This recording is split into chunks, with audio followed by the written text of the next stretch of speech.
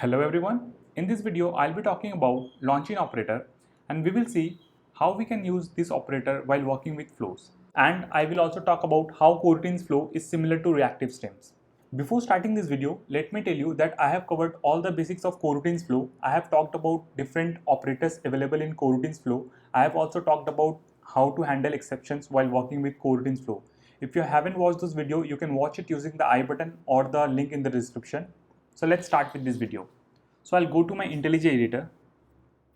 Here I'll start with a main function. Here I will start with creating a flow of elements.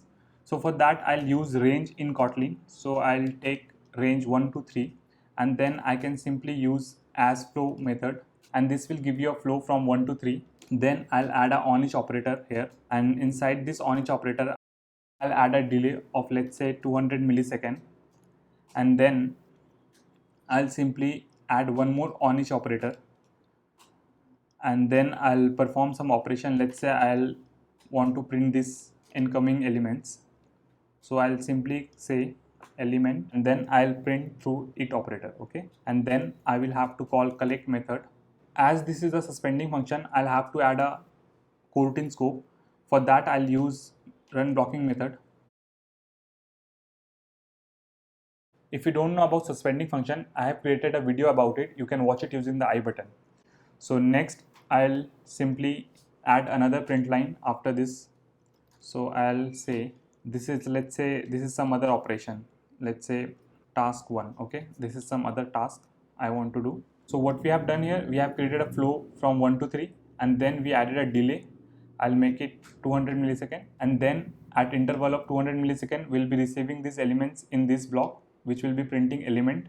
And then finally we have added a collect operator because this is a terminal operator and this on each is an intermediate operator. So if you don't give this terminal operator, then this particular flow will not get invoked, okay? So that is the reason we need to call this collect operator. So let's run this example and let's see the output.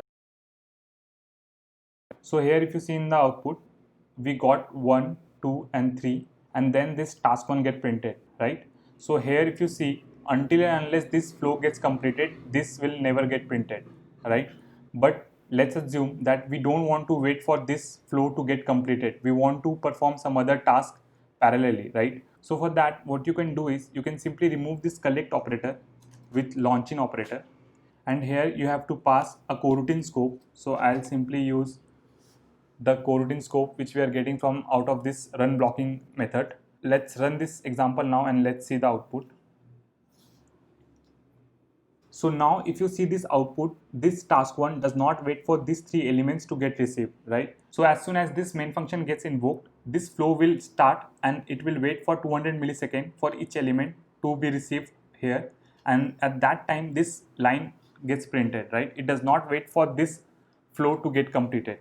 So you can relate this behavior with event listeners available in other programming languages where on receiving some events, some function gets invoked, right? One more thing about this operator is that it returns you a job. If you see this, it returns a job. So using this job reference, you can also cancel these coroutines. So how this launching operator works internally? It basically creates a separate coroutine to execute this code.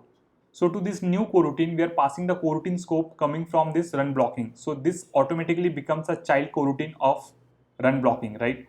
That is the reason even after printing this line, this function does not exit and it waits for this child coroutine to get completed. And this launching operator is nothing but a different way of writing launch coroutine builder. So I can rewrite this code as this dot launch and inside this I can simply move this code. I'll remove this. I can simply move this code and then I can simply add collect here, okay? And this will give us the same output. So if I rerun this example, you will see that this line will get printed first, yeah, and then the other elements are getting printed, right? So it's the same thing. It is just that using that launching operator, we can write more concise code, okay? So that's all about this launching operator. Now let's talk about reactive streams and flow.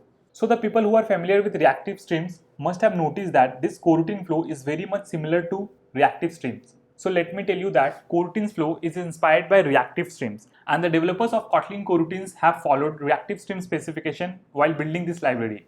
So using these libraries, you can convert a coroutine flow into a reactive stream and vice versa.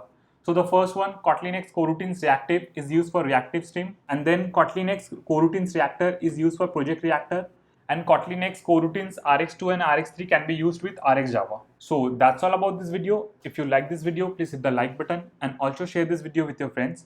And if you are new to this channel, please don't forget to hit the subscribe button. Thank you for watching.